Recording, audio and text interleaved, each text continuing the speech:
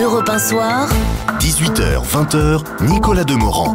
politique. Politique avec Claude Askolovitch. Bonsoir Claude. Bonsoir Nicolas. 18h44, le fait du jour, c'est la situation en Égypte, édition spéciale d'Europe 1 Soir, situation qui va percuter l'émission de TF1 Parole de Français. Oui, c'est-à-dire qu'on n'est plus dans la politique intérieure, mais on est dans l'histoire, ce que Jacques Attali vient de nous dire. Et Nicolas Sarkozy va être amené à commenter cette histoire en direct. Si le président égyptien annonce à sa télévision qu'il s'en va, le président français, dans son émission, devra en parler sans avoir le recul, la préparation, les notes, les fiches. C'est de la diplomatie immédiate qui est assumée. Tout à l'heure, on a interrogé l'Élysée pour savoir si l'émission allait changer ou être annulée. Réponse à 18h, non, mais le président réagirait évidemment. Il y aura des questions de Jean-Pierre Pernaut, nous dit-on. Ça sera peut-être un peu curieux. C'est en tout cas plus intéressant ou plus critique que l'émission prévue qui était en train de résumer à elle seule la politique intérieure et la Ve République, le dialogue surmédiatisé entre le président et un panel télévisé qui devenait un peuple en miniature. C'est fini, on ne joue plus, c'est plus de la politique sous bulle. Nicolas Sarkozy va devoir basculer du registre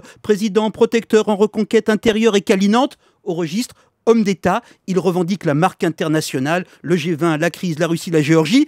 On y est, on y retourne, monsieur le président. Que dites-vous des révolutions dans le monde arabe?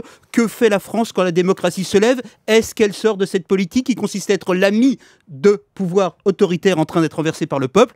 On espère que le panel, ces Français qui nous représentent, sauront poser à Nicolas Sarkozy des questions au-delà de leur quotidien. Même si l'Égypte, Claude, c'est peut-être loin des préoccupations des Français. En tout cas, c'est assez proche pour que d'aucuns y passent leurs vacances, si vous voyez ce qu'on veut dire. Et puis l'histoire, on ne la choisit pas. Le monde arabe bascule et ça nous touche sérieusement immédiatement. L'Égypte, Moubarak, c'était les partenaires de l'Occident et de la France. C'est en Égypte que Barack Obama avait fait son grand discours aux musulmans. C'est l'Égypte que la France avait choisi pour construire l'Union pour la Méditerranée. Moubarak en est le coprésident avec Nicolas Sarkozy. C'était le choix, la volonté du président français.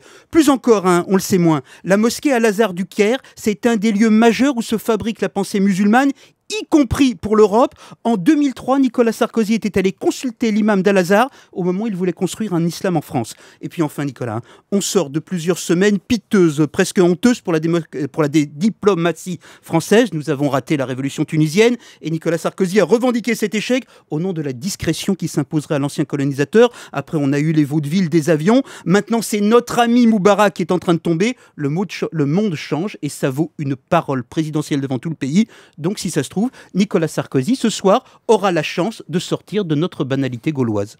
Claude Askolovitch. Europe 1 Soir, Édition spéciale.